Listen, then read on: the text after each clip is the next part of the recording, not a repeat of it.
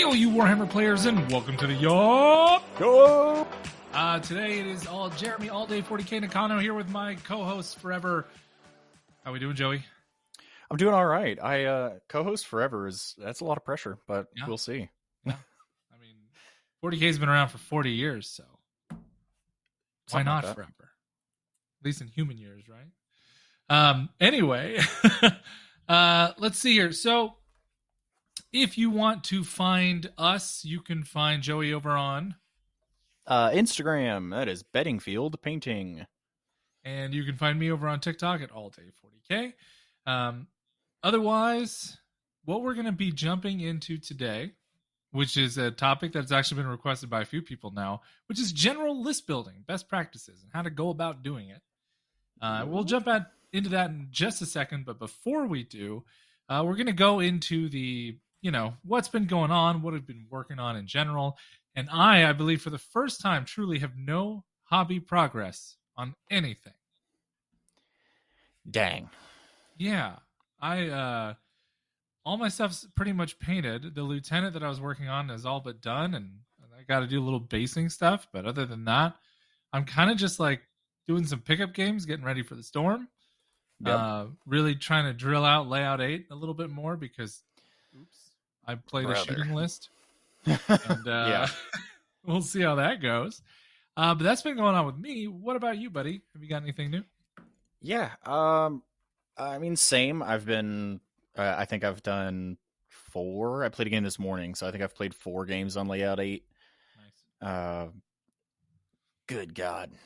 It is rough. It's rough. It's rough. So I played against Aaron playing the Awakened Dynasty, General Lichguard, Double Doomsday, exist in the midboard, which is just horrendous for me. Yep. I played against Dale today. Ended up playing Auxiliary Detachment because I just wanted to. Yeah. I feel pretty comfortable with my Tzeentch list, and so now I'm kind of just experimenting with some other stuff, seeing what's going on. Whew, boy. For people that brought Tau and specifically brought Ghost Kills, I'm sorry. Are they feeling bad?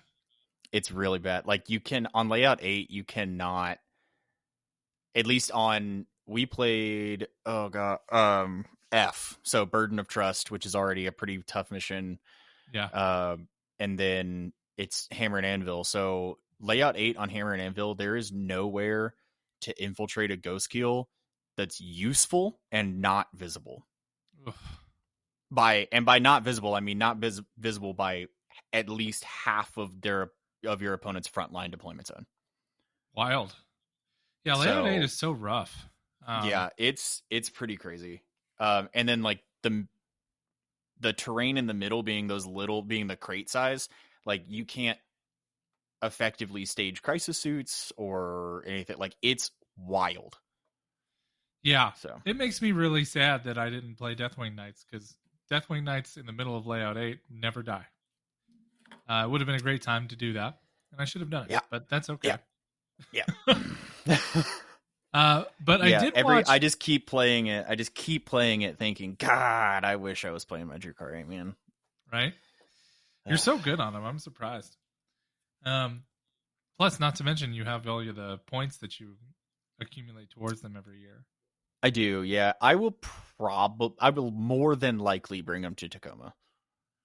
That would make sense. You should do that. So. Yeah. I totally lost my train of thought. Whatever. It's gone. Well, I guess for that then. Oh, hey, it's fine. So if I bring them to Tacoma, I am like, that's another hobby thing. I'm like workshopping, brainstorming a display board. So that'll be awesome. Figure that out. I did play a game this weekend. I played against my teammate Drew. Mm-hmm. And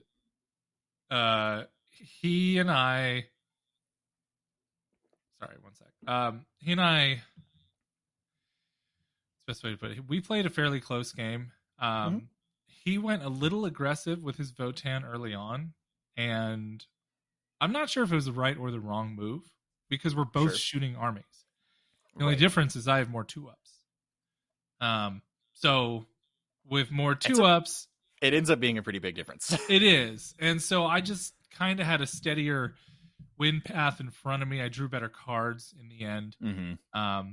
And like I spiked when I needed to spike, unlike Drew with his Drew dice. So we played a fairly close game. I think it was like a 13-point win in the end, something like that. Okay. But that felt good because Drew's a really good player. Yeah. He's just one of those guys who he goes 4-2 at like the bigger GTs pretty often. So getting a win anytime I get a win off of Drew, I feel pretty good. So yeah, that was that. And otherwise, it's just been hanging out and having a good time, hanging out at home with my lady. And we're about to start playing Frosthaven, which Ooh. I've looked at that box for like the last 2 or 3 years. I'm like, I will one day play this game. Yeah. So I'm excited to get started with it. It's so complex. It is. I've played Gloomhaven. Yep. I have not played Frosthaven, but it is effectively the same game. It's just a little reskin and some different abilities and whatnot. But yeah. Okay. Well, now that we're through the basics, let's get through this list building stuff. So yeah, we both had very similar ideas on how to go about building lists, which I think makes sense. There's only a few fundamental things that we all generally need to do. Right. So let's go ahead and why not start us off, buddy, with what your first list building principle. So I would say it's that first, I mean, it's what I put on there. It's what do you want? What are you building a list for? Is I mean, obviously the first thing that I go to just naturally is this a game like for fun? Is this a pickup game? Is this like, but even then, like that kind of breaks down a little bit further because it's like, who am I playing with? Am I playing a pickup game with somebody that is super casual and just wants to have a good time? Yeah. Because that's going to result in a different list.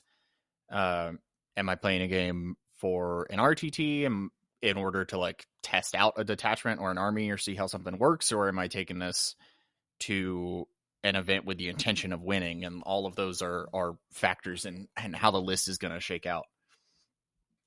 Yeah. I mean, really, when it comes down to it, it's just got to have a very specific mindset for the kind of game that you want to play. Yep. That said, whenever I build a list, I'm always like, I always build competitively. I don't really, I don't build for fun. It's never fun when I do it, is what I find. To just play like, oh, like this gimmick was cool. And then it just like, it sucks. Like, I would love to put 30 heavy intercessors on the table, but like, it's not very good. Yeah, you'll do it and be really sad about it. So. Yeah, pretty much. Like every time.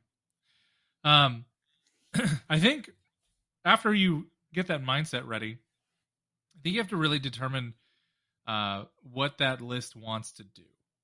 Mm-hmm. Like figuring out, is it an all-rounder list? Is it a melee missile style list? Right. Are you playing Vanguard where you are just trying to draw lines across the table? What is it are you actually trying to accomplish? And I think that's one of the most important mindsets that you need to, be aware of as you go into creating something. And for the most part, in a singles environment, you generally want to play an all-rounder style list unless you are a technician with a certain style of play. So the best technicians that I can think of, think Anthony Vanilla on a melee army. Like that dude is so crisp and knows how to take the right calculated risks and only plays these hardcore melee forces. And then, you have your expertise in player like guard and Tau players who that's all they do. And it's just shooting all the time. So have an idea of what the list is trying to accomplish in terms of when you start building. So that would be my next tip. Yeah, I think which makes perfect sense. And I'm right there with it because it's a huge, like, if we talk in the sense of RTTs or even GTs, if it's, I don't know, we'll say you're within your first like 5 go big events, like you're not or shouldn't necessarily be going expecting to be, up in the top bracket tables or anything, but not like you have to be prepared because each of those sections is going to be different. Each, the bottom tables, you're on round 4 and it's the O3 guys. Like that's a very different environment than the one, even the 1-2 guys is completely different. And sometimes even as a new player and sometimes by accident, you're going to play and you're going to build this list and you're going to have an idea and you're going to end up going into things that you weren't expecting to because of either your experience level or just your understanding of like the meta and how you expected yourself to perform at that kind of event. And so if you go and you build this list with like gaping holes and and just like weaknesses that exist, and maybe you don't know, but if you know, especially, and you just go, I hope I don't face them, that's gonna create a really, really bad time. Yeah, because every time you build a list and you know that something exists in the meta that's like popular, that can just wipe you off the floor. Like that's a problem. Like I think if the you don't biggest have an example, answer to like Gladius Space Marines and Ballistus Dreadnoughts just peel your like good units off the board at range, you're gonna have a bad time at any competitive event you go to. Right. And you can even like, I tend to get more specific with it because you go, okay, well, what happens if you face knights? So if everything is T10 or higher, what do you do? Yeah. Do you have an answer? But even then you can't just say T10 or higher. I can look at me as a Drukhari player and go, T10 or higher is 2 very different things. If it's vehicles, it's knights. I have Haywire. I don't care. Right. But if it's Monster Mash Tyranids, if I didn't bring Dark Lances, I'm uber fucked. Yeah, 100%. And you have to be aware of those things because you might not expect it or you might not think you're going to end up there, and it's still going to happen. Absolutely. And so that makes me think of another very important principle. And I really like this point put down, the think like a blacksmith, that everything that you put into the list needs to have a very specific purpose behind what it's trying to accomplish. Exactly. For example, if you think about, so we'll go back to Gladius Space Marines, the Ballistus Dreadnought specifically, you bring 1, 2, or 3 of them, right? And what they do is they hold your expansion objective for the whole game. That's their entire job. To push up, to stay there, and to never get taken off because it's 36 wounds of 2 up, 4 up saves at T2. Right. And it's an incredibly safe way to play. Not to mention, you have you completely seal off an entire section of the board. That's their job. That's what they do. Typically, right? Thanks to David Gaylord explaining that to the world recently on one of his most recent posts about playing the army one weekend and figuring it out. So that's the kind of mindset whenever you bring a unit or look for a unit throughout your codex is, what is this going to do? And do I have to, like, if you have a tool belt and you have 9 hammers on your tool belt but no screwdrivers, you're going to have probably a pretty bad time when you go to try to fix something. Right. So you should have a variety of tools that your list has access to, is what I would say. And then to expand on that is, even like in the middle of the game, you have to remember what that unit is, what that tool is, and don't, sometimes it's going to happen. You're going to run out of hammers, and your opponent is still going to have something that needs hammering, and it's going to suck. But if you grab, or if you send, we'll say you send your needle nose plier scoring unit at it and it doesn't kill it, don't be surprised. That's not what it's for. Yeah. And sometimes it really does suck that you just have to go, I don't have a hammer. Well, I guess we're not hammering anything anymore, and keep your tools doing the jobs that they were made to do. Exactly. And can just continue to score. You don't have to try and kill every single turn. And you may not win, especially like if your opponent has some big, scary, super threatening thing that you need a hammer for and you don't have anymore, it's highly probable you're already lost that game. But Yep. you can lose less by just continuing to score and play points. I mean, literally the case in point today, I played Dale. Dale won. He played his storm list. I played my auxiliary list. That game ended 78-65, super low. Yeah. At the end of that game, I had 5 Kroot, 1 Flesh Shaper, and 1 Vespid. Nope, almost nothing left. That's crazy.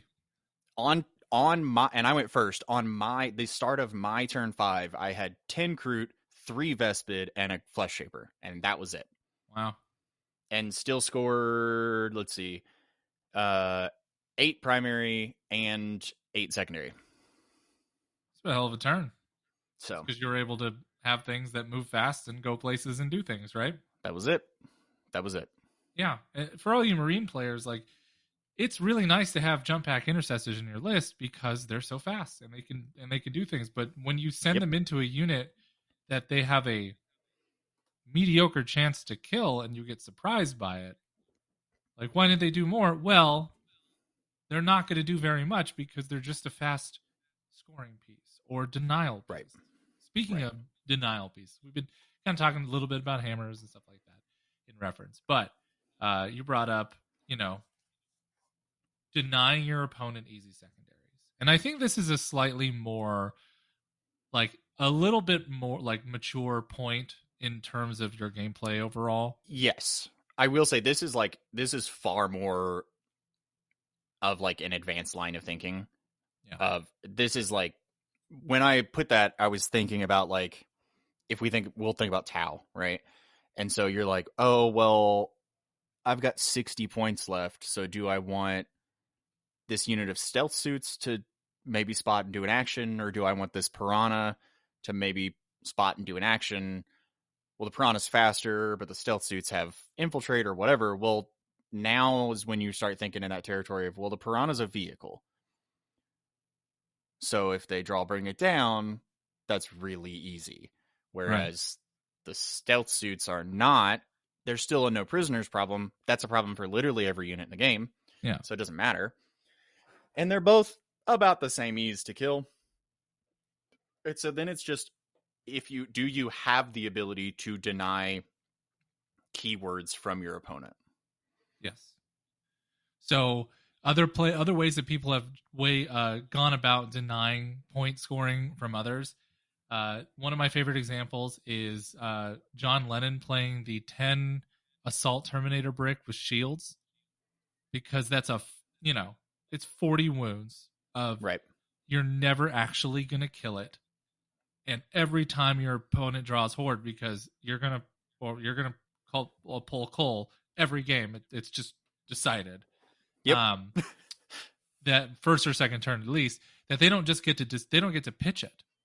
It goes, they have to keep it or they have to switch it out and spend the CP. Exactly. Which is great. And like, is that a unit that it does a ton outside of that? Yes and no. It just depends on how you play it. But that's just one more example of point denial with a straight up just having the unit. Like, you don't have to go that far. That's like 450 points of Terminators. But that's the idea, right? Is you go, this unit gives up Cull the Horde. This is a Cull the Horde target. However, how easy is it, and how worth it is it? Because at the end of the day, if by some miracle your opponent wipes it in one activation when they draw, or not one activation, one turn when they draw Cull the Horde, it's still only 5 points. Right. And I'm I mean, it took their whole army.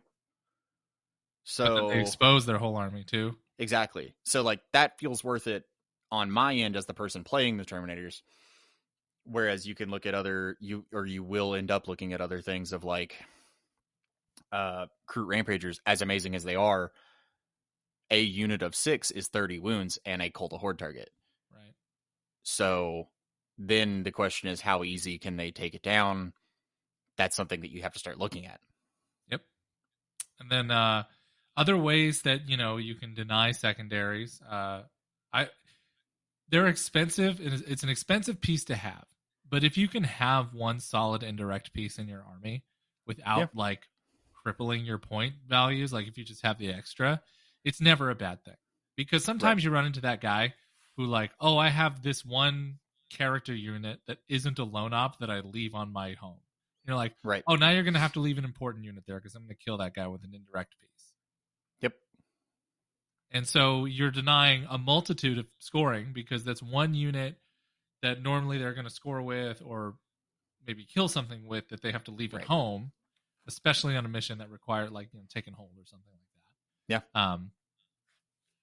Because you have the ability to knock out that cheap piece. Like knights do that with the navigator. Like they'll Yeah. just have the navigator, and like if you can knock that Yep. guy out, then you put one of those holes back there. Right. It's great. Yeah, that and I think that's a big thing too of kind of the same subject there is assassinate is such an easy keyword to give up. And some armies like GSC can't help it. Yeah. They're going to be like that. But other armies, or most armies, I would say, you're building your list and you always have one. Most people are taking 2 characters. A lot of people are taking 3. But after that 3rd character is when I personally start looking and go, okay, 4, 5, we're getting kind of dangerous in the assassinate territory. Is this character necessary to what I am trying to do? Right. Yeah. It's always really smart to be wary of the characters, just because they are easy to hunt almost always. Right. And then one really important thing about denying secondaries as well is detachment tricks. There are a few detachments that do things that are very cool. Yes. Anything with a 6-inch consolidation. Oh.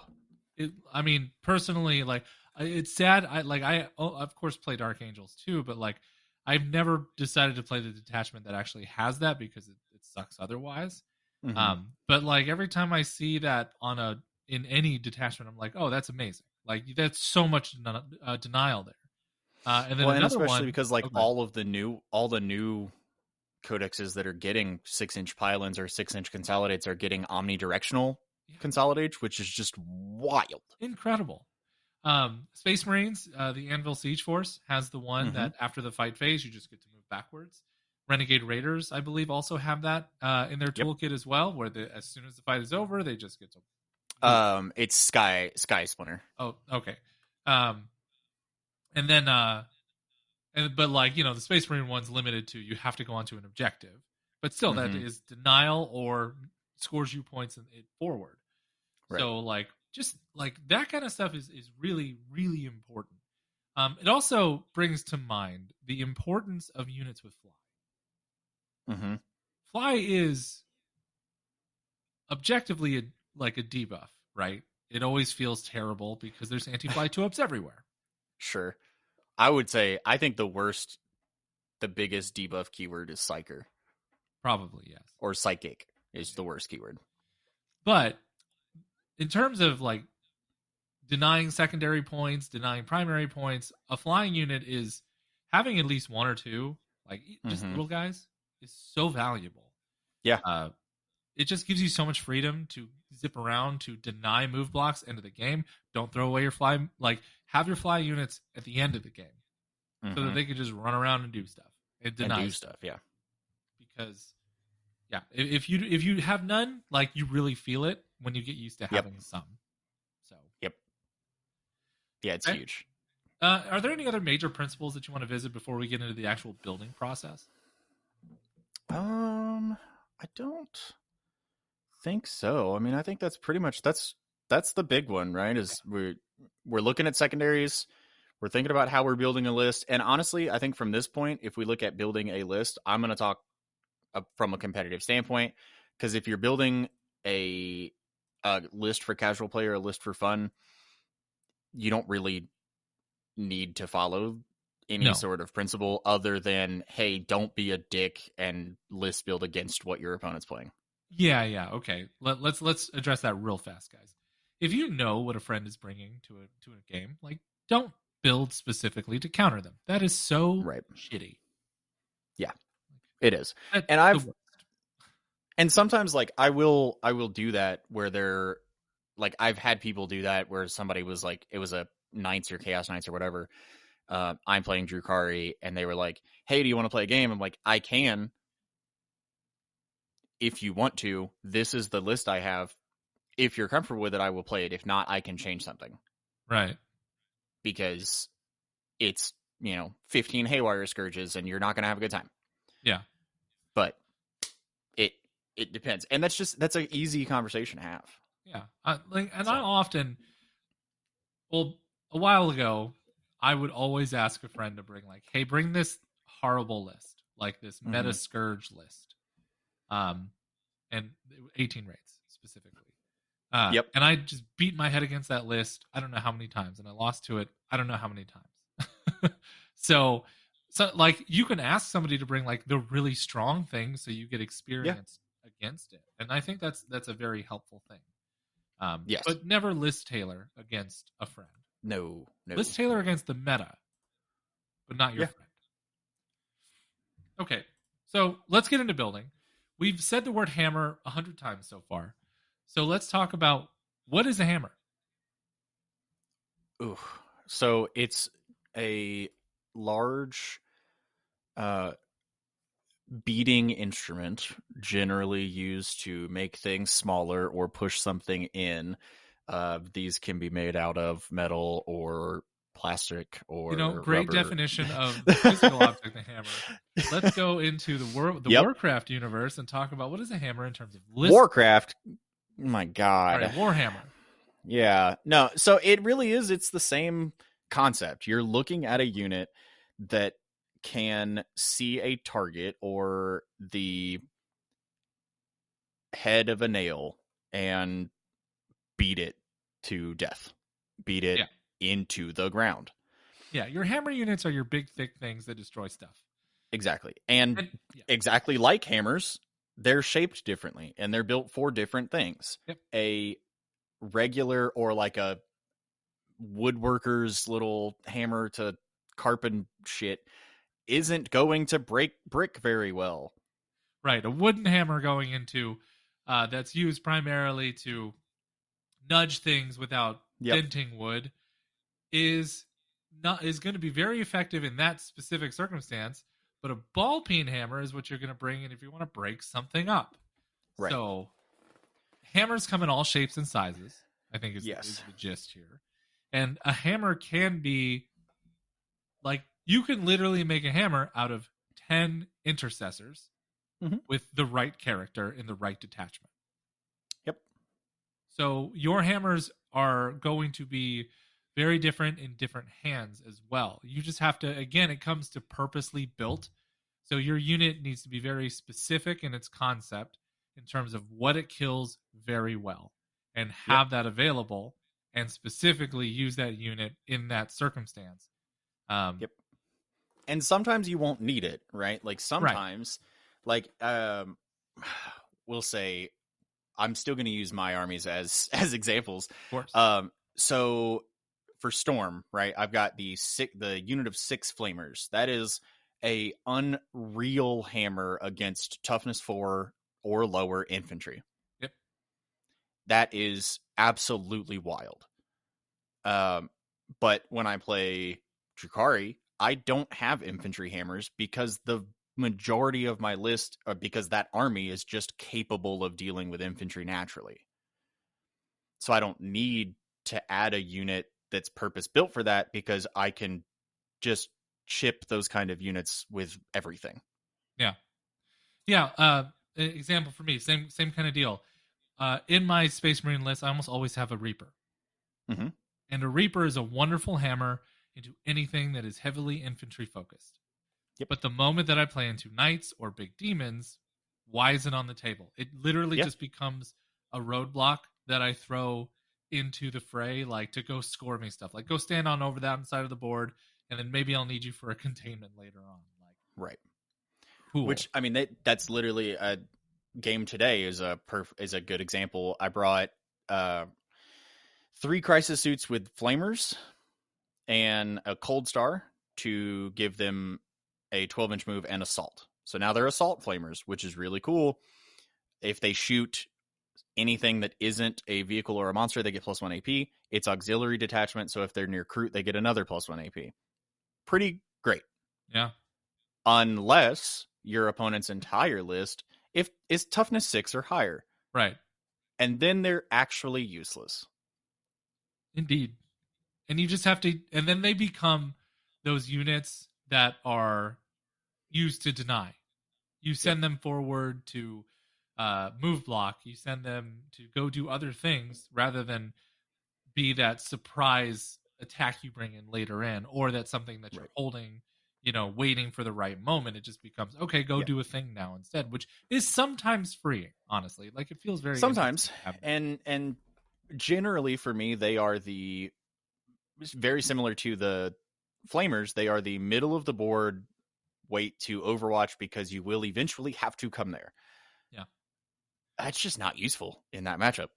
Very rarely. So quick question for you about hammers. How many do you want to put into a list? Very like intentional, this is a unit that kills a unit. Specifically kind of hammers. So I will preface with I don't play hyper elite armies. Not that I don't know how, I just don't super enjoy them. They're not my shtick. Like, yeah, I understand Custodes. I know how to play them.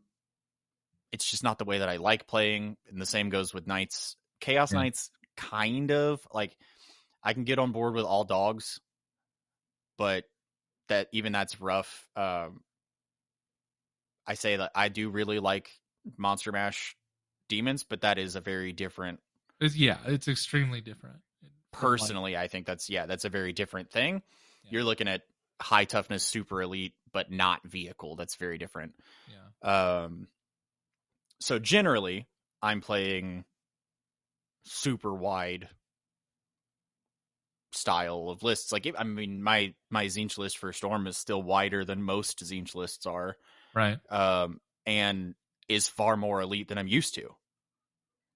And so generally, I like to have, like, at a minimum, I think 2 per phase. Okay. So I want 2 shooting hammers for something. Yep. And I want 2 melee hammers, which is why I added the Soul Grinder. Okay. Yeah, no, I think that makes a lot of sense. Just because, and I agree with the 2 in each phase. I think that actually is a really good place to be. And even as someone who plays like almost solely elite armies myself, I agree, because 2 Vindicators is almost in every one of my lists at this stage. And those are 2 ranged hammers. Well, not massively ranged hammers. I have ways to turn a Ballistus Dreadnought into a true hammer because of Gladius. And then in the melee phase, you have Calgar and Gilliman. Right. Which are, those 2 units are just absolute melee beat sticks. So, I completely agree. Just have it in mind, the ability, like, I need something that can kill. Like, it's a lot of meta stuff, really, and we'll get into that as we go. But just a good round number would be 4, 2 per phase. I think that's a really sound advice, Joey. Yeah, and by that, I do, like, that's like the minimum. Yeah, you can have more. For me. Like, if I only have, if I can only get 1 shooting threat, I'd rather have none. Right. Oh, fascinating. Okay. Like, if I can't get multiple, like, if I can't get 2 or more hammers in the shooting phase, then I'm just going to go all in on melee. That's brave. That's a tough one. That's a tough thing to do for most people. It is. And I think it took me a long time to get there. And it is just a deeply personal thing. I'm sure that I really shouldn't do it. For the longest time when I was like last year, I didn't play Ravagers in Drukhari because you generally only bring one, and I didn't like that. Fair enough. Yeah, and then I brought it to LVO, and now it makes sense. But whatever. I find that fairly common, though. Interestingly enough, is that when it comes to having big shooting units, unless you can bring at least two, like don't right. Bring it. I mean, the only single vehicle I bring is the Reaper, because the Reaper is very specifically just great at destroying one thing. But right. Well, like you can even look at even when you're looking at like your best unit.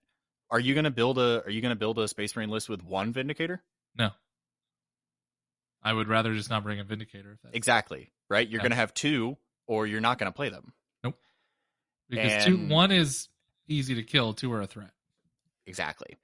And that's like kind of where I go with a lot of that. And there's variance obviously in some armies, but for the most part, that's pretty much where I go. You could think about like Tyranids. It happens, but it's rare, and I really don't think you should. You're going to bring one Exocrine? No. Tyranids, you need 3. That's partially because that unit is insane. But still. Yeah. Every time I played my buddy Kirk, and he brings his Crusher list, I'm just blown back. My hair just gets a little thinner every time. Yep. I see a unit and how much it costs. I'm just like, what is happening? Why are they allowed to do this? And why isn't this more popular? Like, it'd be so much better if people played Monster Mash Tyranids. I don't get it. It's pretty wild. It is something I would love to play it. I just don't own it and never have. It's so good. Like it's amazing. It is like 100%. That is my Monster Mash is just that's my jam. Yeah. And golly, it's so good. It's just like the list concept is just how much toughness 10 and better can I bring for under 150 points? Right.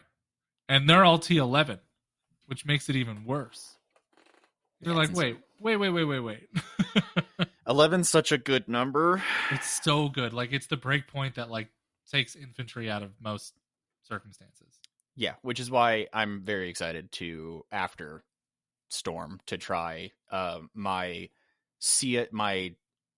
no CSM Shadow Legion. Yeah, because all your monsters Bloodthirsters be good. Yeah. Dude, Fate Thirster's amazing. Yeah. All right. Let's talk about the next style of unit to bring. I think I added this one. That's okay. The Anvils. Yeah, I understand. I don't remember it.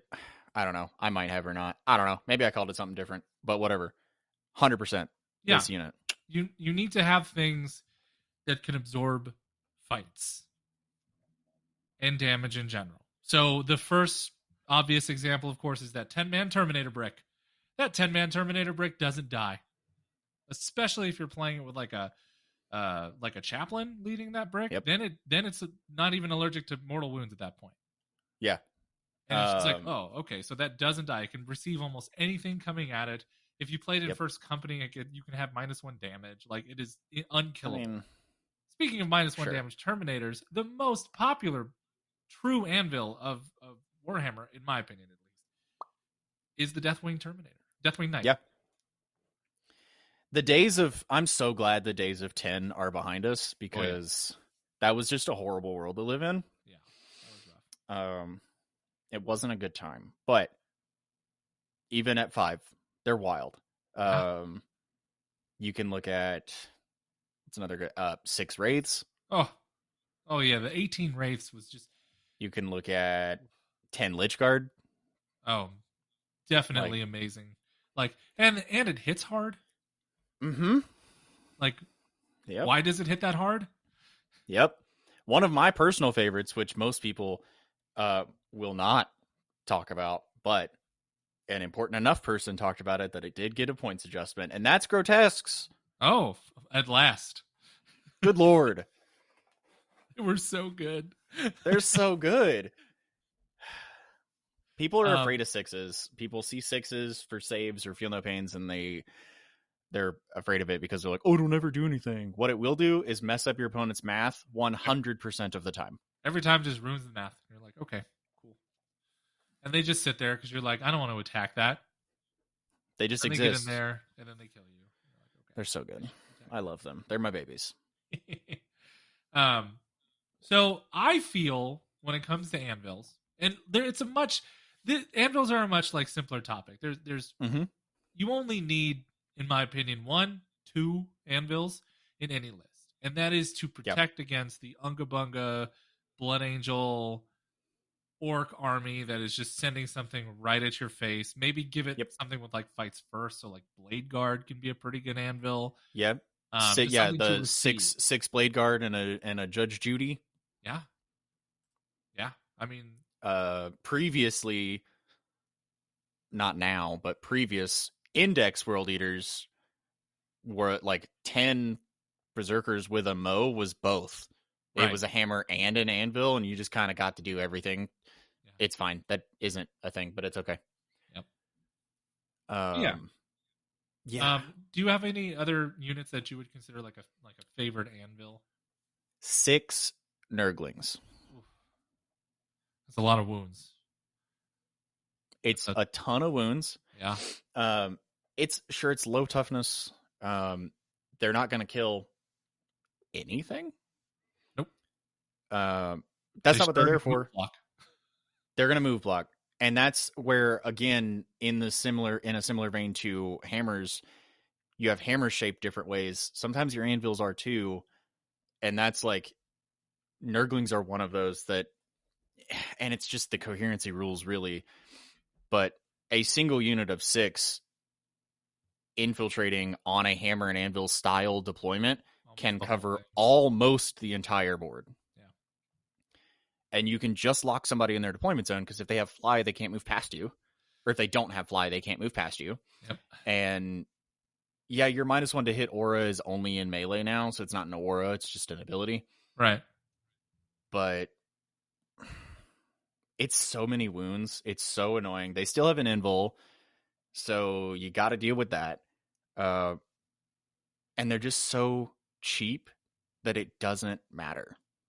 Yeah, I still think they might be a little undercosted for what they can do. That's fair. But the fact that they can't score stuff outside of having a unit in a place, I'll live with it until I see 54 of them in a Shadow Legion army, in which case I'm going to get mad about that. But it's fine. If somebody sets up across from me with 54 legitimate Nurglings, not 3 or 4 extra Nurglings from a sprue glued onto a base, legitimate Nurglings, I can't be upset. I'm just going to be proud. Good job. How much money did you spend on that? Because they come in packs of 3? 3, yeah. And they're more dollars than they are points. Which is so dumb. Yeah, they're 6. not the only unit that does that, but it is funny. Yeah, it's one of those things like you almost any day in a game store you hear someone ask like, "Hey, can I borrow some Nurglings?" Yep. For the next one, like it doesn't matter where you are, you always will hear that because nobody wants to buy 54 Nurglings. It is gross. Nope. But I mean, I remember having like people talking about having to buy 9 Beasts of Nurgle was horrendous. Yeah. It's the same concept. Pretty much. But still props to the people that take the 6 little extras that comes on the sprue and makes one with some fancy basing because nobody gives a shit. And I say 100% do that. You should. I'm talking, and because I have seen it before that somebody takes like 2 or 3. Yeah. And just glues them on a 40 millimeter base and like, aha, it's Nurglings. Like, all right, man. If you actually take the extras and you've got, 6 or 7 on there with some interesting basing, then yes. Yeah. Agreed. Okay. Because really, yeah, if you do that and if you do it well, I think 1 box can make 6 Nurglings. I believe so. Yes. So. Okay, so let's get into the more. We kind of addressed them already, but let's talk about scoring units. tell me about what kind of scoring units, how many you bring, like what qualities they should have. Yep. So fly continues to be one of the best and worst keywords. Yeah. Fly is, especially in a scoring unit, fly is insane. I look for movement speed. So I need something that is ideally twice as fast as my general unit. Yep. Having the ability, like deep strike or infiltrate or scout, all of those are useful. So a movement rule. Uppy Downy is the first thing that I look for. Yep. And then point cost and unit, I guess, and unit size. Yes. Yeah. Footprint plays a huge deal. Footprint is huge. So we look at things like the Changeling is, I think, one of probably the top 3 scoring units in the game. Sure. From a secondary aspect, right? Yeah. So he's got deep strike. If you're playing demonic incursion, it's a 6-inch. He has lone op. He also potentially just tells your opponent that they can't target him even if they are within 12. He's got Uppy Downy because he's demon. It's a single 40 millimeter base, which only like 4 armies in the game are capable of screening that out. Right. It's unbelievable. But even other things of like in the Tau world, you can go like stealth suits is 3 32 millimeter bases. Vespid are 5. I think they're 32s. Yeah. And even that 5 32 millimeter bases is not large. No, it's a very small space. But when you start looking at things like 10 of even 28s or 25s, that's still a significantly larger footprint that you're looking at and easier to screen out, because as soon as you can't put one of them, you're done. Yeah. So yeah, that's generally the things I look for, and that's why you'll see so many even Space Marines who have good scoring units. Yep. You'll still see Space Marines take the Assassins. Yeah, because I mean the Calidus Assassin is still today one of the best units in 10th edition because absolutely it uppy downies, it deep strikes, it is lone operative. Yep. Even if she didn't have Vect, even if she didn't, which is just for people that don't know, is just the term that we use for taxing your opponent's command points. So even if she didn't have that ability, she's still amazing. Yeah. Yeah, she's great. Like, just one of the best pieces in the game. It's 100 points, but still worth 100 points. Absolutely. She's worth every single one of them. Yep. Same thing with Space Marine Scouts. They infiltrate, they scout, they have uppy downy. Sure, it's the fact that they do both, the fact that they infiltrate and scout is so really good. Absurdly good. They cost 70 points, as they should. Yep. And they're hard to kill. Like, if they're not just standing in the middle of the board, you can't move them unless you put something real into them. You look at, I mean, Eldar has a billion, so that doesn't really matter. You know, we go back to the Jump Pack Intercessor. Yeah, Jump Pack Intercessor is great. The Lieutenant with Combi Weapon is unreal. Yeah. Drukhari have Mandrakes, and demons have whatever they want. And then we have Lictors for Tyranids, which Lictors are absurd. Phenomenal. And even in some cases, still for certain things, for scoring, you don't have to think about actions. Generally, you do. But Tyranids have Biovores that shoot 125 millimeter base. Yep. That could be used to effectively block whatever. Right. It can move block. It turns off advances. It can't do actions, but it can score you behind enemy lines. It can score you engage on all fronts. Yep. Like, they are so good. Yep. They're amazing. Yeah. So, yeah, have stuff that scores. You don't need, well, how many units would you say? I usually have like 4. Four is quite a bit. I will not like a lot of times, and it's just the armies that I play, but a lot of times my scoring units are also usable for something else. Right. But I will not build a list that doesn't have at a minimum, two dedicated scoring units. Yes. Yes. Yes. Like I have my two scouts. Yep. And then my lieutenant is almost in every list that I make, almost. Yep. And then there's always one other unit that either moves really quickly or is really hard to take off the board. Just something I can put on the board that will just be in a place to do a thing that doesn't have a gun that I don't feel bad to shoot, that it didn't shoot. Yep. And that's it. And that's what I'm saying is like sometimes it really does vary. But like, for example, every orc list I have ever built in 10th edition starts with one unit of Storm Boys and Snickrot. Yep. Those are my scoring units. Those two units will do nothing but score secondaries. Yep. They don't have another job. And then I get other units. Sometimes those units also, trucks are phenomenal scoring pieces. So good. That's not their only job, but they're very good at it. So it really depends. I think four to five units that are good at scoring is where I'm comfortable, but I don't really even think about playing without two that are only gonna score. Agreed.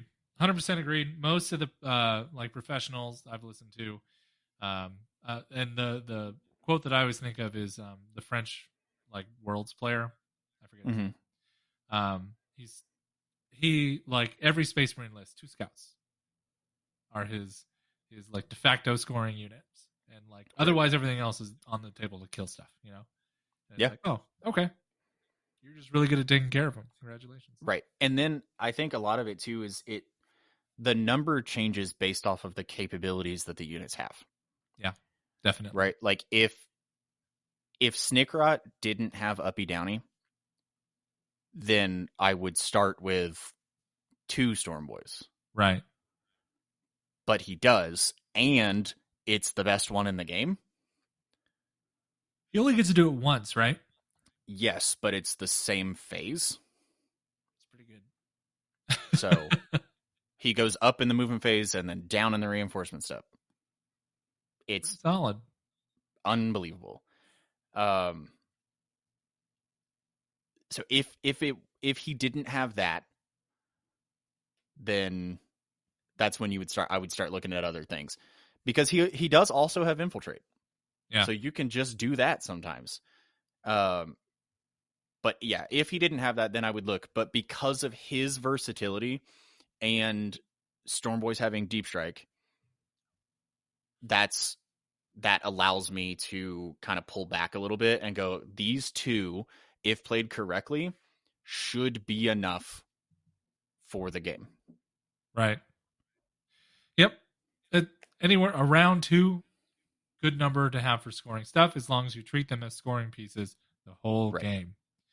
All right. Let's move on to the next important style of unit to have in every list, and that's trash. Trash. Now, let me do my best definition of trash units here. It's the stuff you put in a place to die or to never move. Yeah. Pretty much. Yeah. And I will also say most trash units are scoring units. Yes. Agreed. They will be the same thing a lot of the time. But they don't follow the same rules or requirements. No, because they're doing generally a little more. Like, I feel that a trash unit almost always leans into the screening aspect of play. Yes. Like they screen and move block more than anything else in the game. So the only real true trash unit that I bring is the infiltrators, and they cost 100 points. So they're not technically not a trash unit, but they play a trash role. Right. I mean, it's 5% of your army. It doesn't really matter. Yeah. But what they're doing effectively is giving me the 12-inch screen in my backfield. So I never get almost ever do I ever get dropped on. And Oh, so then the will return to orcs. The side of that is 2 units of grots. yeah. It's 80 points. And they can screen your entire deployment zone. Yep. And then farm you CP. And even if they don't, and they don't move out and they don't score you any points, they deny your opponent a ton of points because they screen your entire deployment zone. Yeah. And then you also have blues that just Yes. one of my first experiences with like a army with a bunch of blues in it was playing the Chaos Knights on um what is it? The one where you make objectives. Oh, ritual. Ritual. So Chaos Knights with 2 sets of blues on the ritual, and I was playing Grey Knights. Jason, it was against Jason Bird. Love that guy. He walks Hey, up. Grey Knights are really bad at the ritual. Yeah, really, really bad. But yeah, he walked up and he just said, he looked at my list, looked at his list, looked at me, said, "So I just win this game, right?" I'm like, pretty much, but we'll play it. Yeah. and he won pretty hard.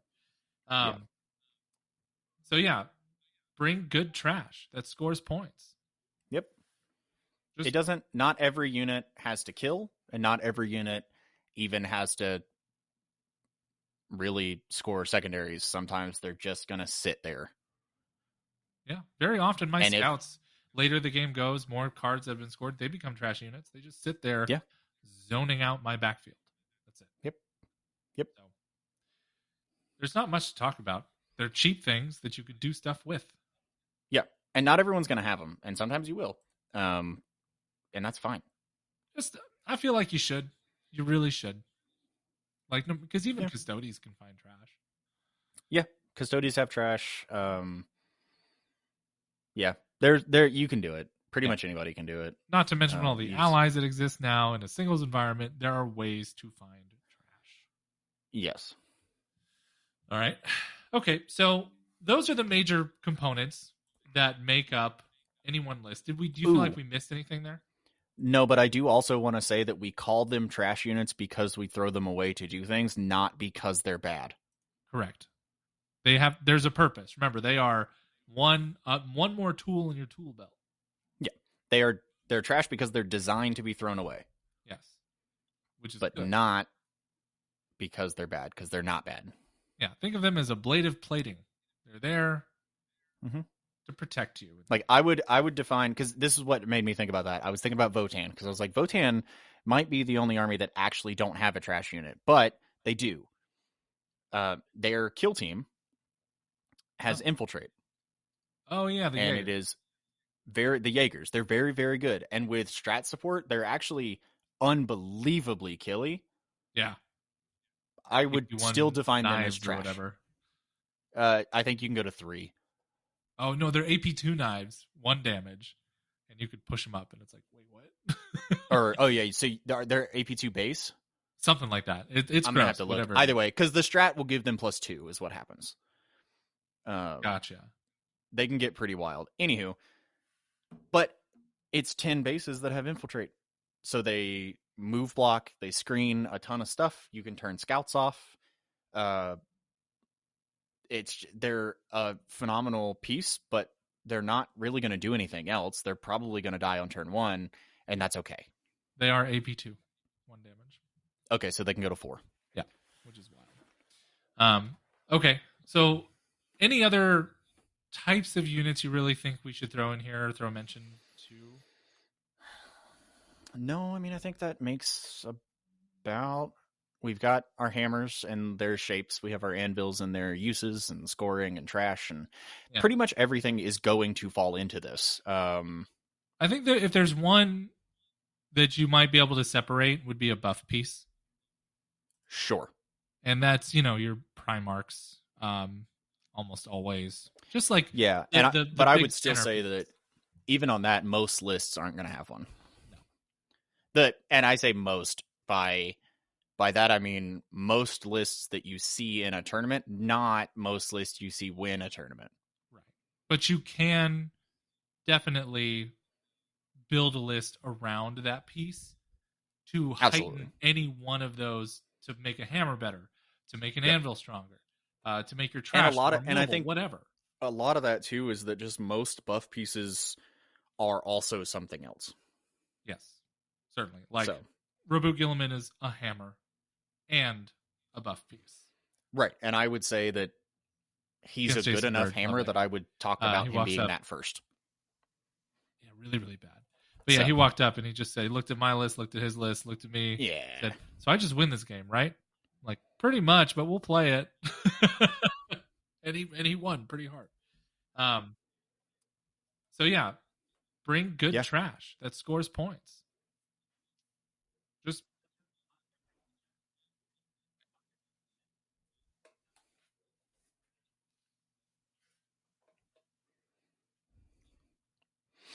yeah, very sure. often my scouts, later the game goes, more cards have been scored, they become trash units. They just sit there zoning out my backfield. That's it. So there's not much to talk about. They're cheap Yes, things that you can do stuff if with. you have, so I will say, in case Drew and or Chuck are listening, I feel like you should. You some really of our should. listeners are top table Like, players, because even custodians can find trash. but uh, if I'm going to an event and I want to do well, so Yeah. we'll do the same Not thing. to mention I'll all the name drop the allies that exact same exist one, right? now in a singles So environment. There are ways. I'm going to find Storm. Drew is going to be there. all right. Nick Okay. Prom So is going those to are the be major there. components that make up If I any one list. Did we look do at you their feel like we lists missed anything there? and I just hard lose to their list, then I should probably change mine a little. Correct. Because They my there's a intention purpose. is to Remember, do they well, are which means one more tool statistically I will run into them. If right is which is good. exactly it's if I am doing as well as I want think of them to, as ablative plating. then I will more than likely run into them, which means I need to be able to deal with them. That's a very different situation.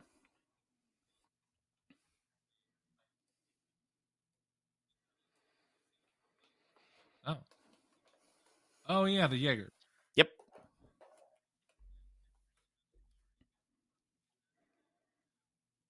Yeah, some indirect, some anti-infantry. AP1 thing. And I mean, or it's whatever. I think I've talked about it specifically before, so it's a perfect example. Oh no, they're AP2 back to my knives, Drukhari. 1 damage. If I'm playing push them up and it's like here in the Coeur d'Alene meta, my Scourges have Haywire.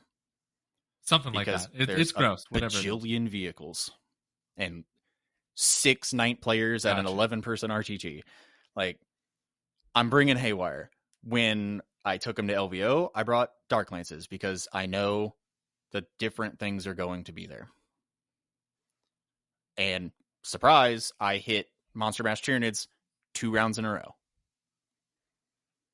So, yeah, they are AP. If I had Haywire, I lose both those games. Yeah, which is wild. Okay, so any other types of units you really think we should throw in here or throw mention to? Yep.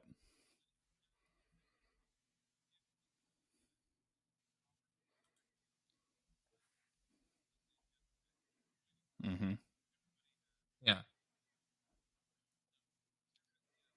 I think that if there's one that you might be able to separate would be a buff piece. And that's, your Primarchs, almost always. Just like the big centerpiece. No, I mean, I think it's the meta awareness that you're going to take in your general list building is really just that simple. It's if there's -1 damage, you need damage 3 or higher. But you can. If there's a shit ton of infantry, then you need a bunch of shots, right? Like, it's build just a list you need to be prepared, but it's not to like heighten any one the of those foundations of how you build lists are not to going make to an anvil stronger, to make your trash more mobile, whatever.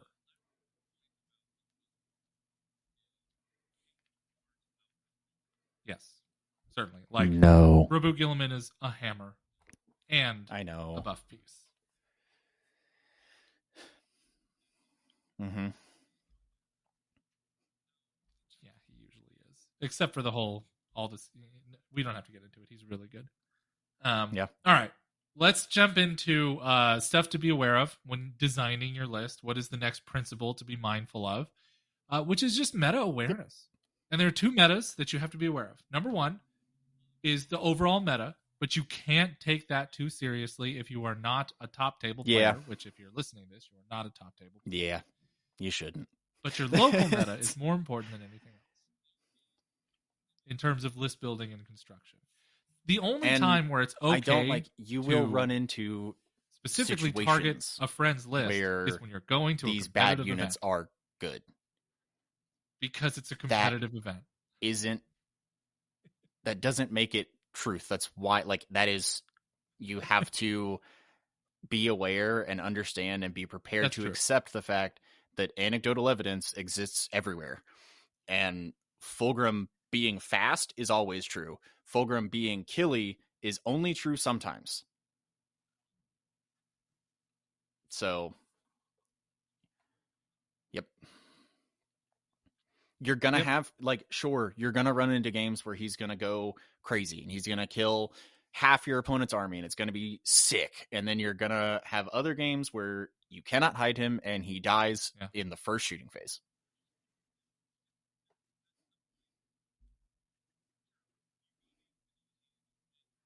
Eventually, especially if you're going to get to the four win bracket. Yeah. And you're going to go, oh, shit. Right. It is. It's your local RTTs and whatnot. If you know there's going to be somebody with knights, you have to bring anti-tank.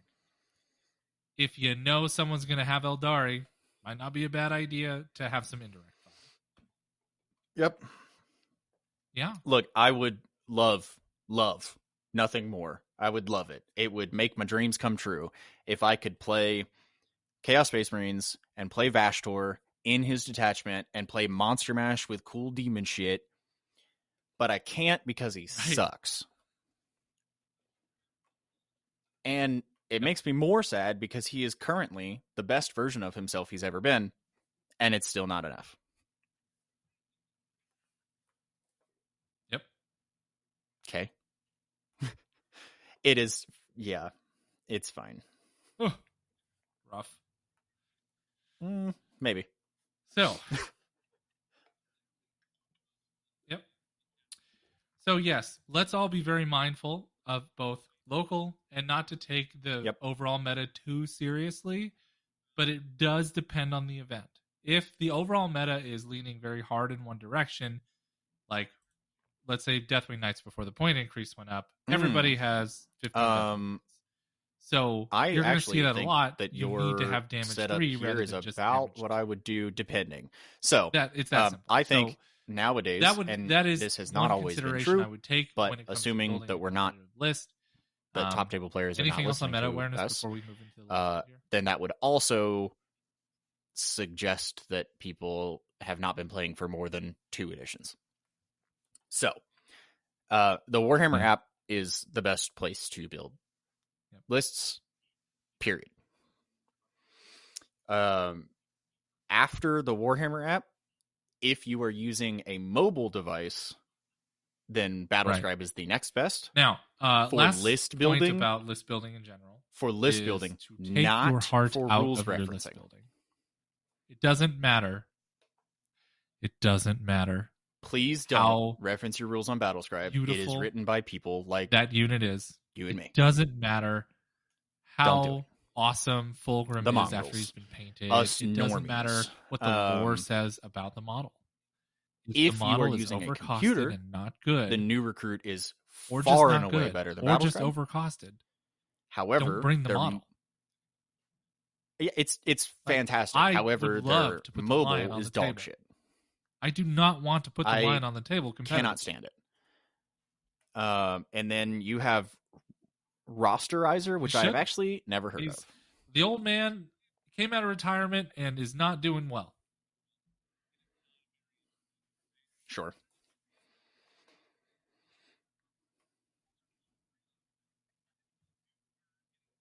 Sure. Yeah.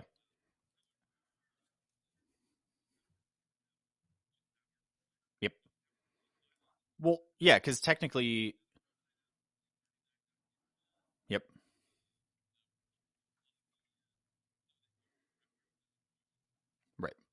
Right.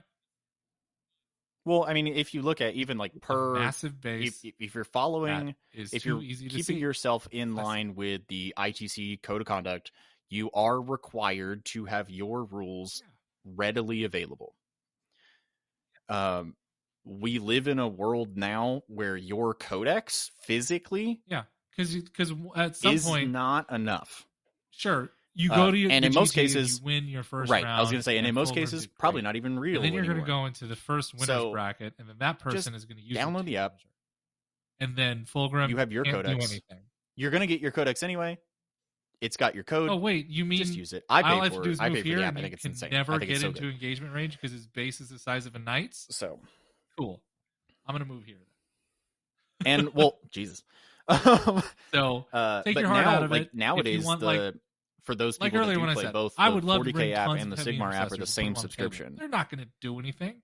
So that's good because they used to be different, and that was really annoying.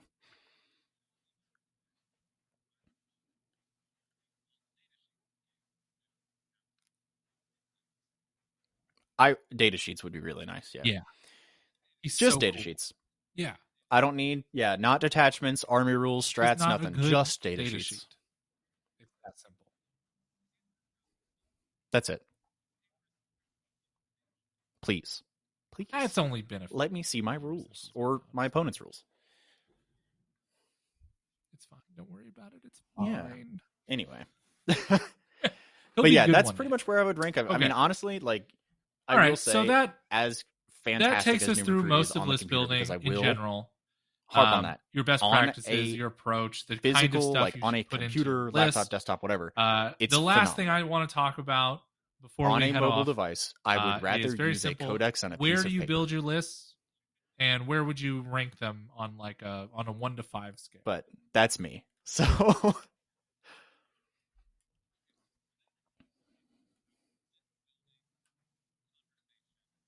Right.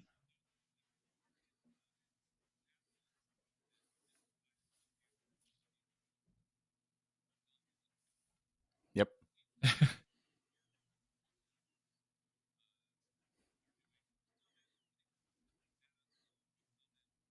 Yes.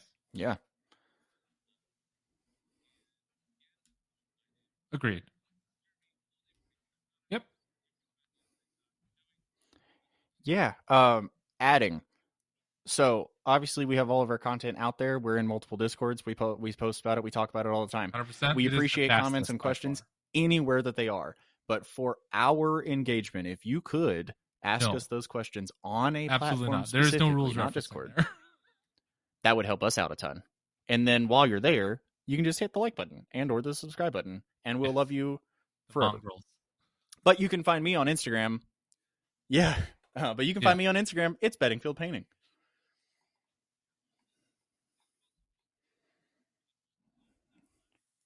See you around. Yep. I love New Recruit. I think it's one of the best list building tools out there. It's not good.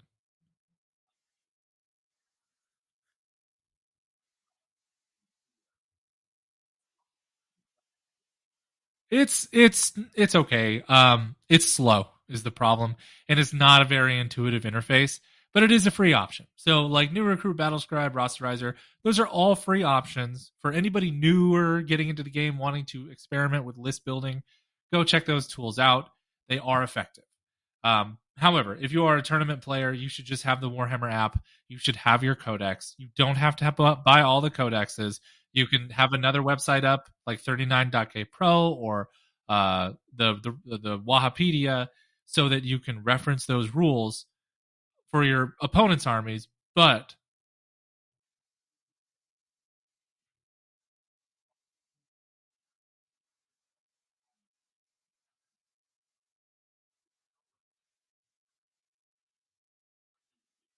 yes,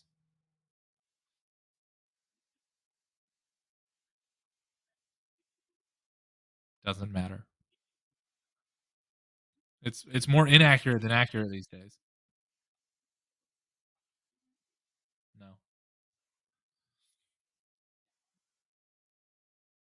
pay for it. Pay for the app. Yeah. It's like $7 a month, and I have 180 lists in there.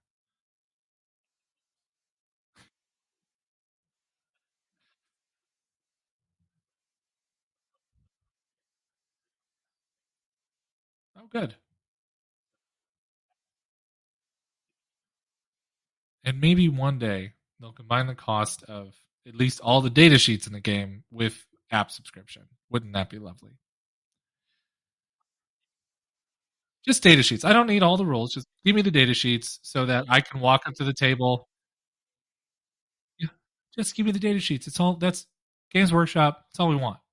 If we pay for a subscription, just give us the data sheets. Thank you, please. Yeah, without having to go to some shady website. Come on, man. Anyway,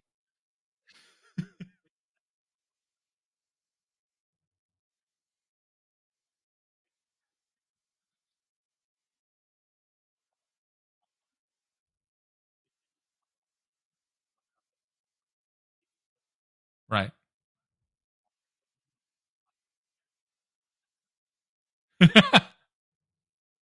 I don't mind it so much. I think it's fine. Yeah. Okay, so that is going to wrap up our list building conversation. I hope that for those of you that were curious about it and had asked us, that this provided some answers to the approach in which you will build your list moving forward. We would love to hear what you guys are doing in comments or anything of the sort. Add us, comment, like, subscribe, all those good things. And again, my name is Jeremy All Day 40k Nakano. You can find me on TikTok. Joey, what about you, buddy?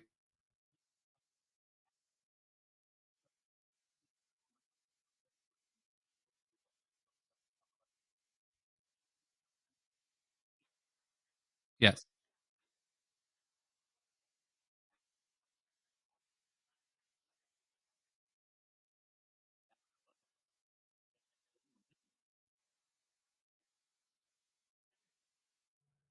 A little bit more than other people.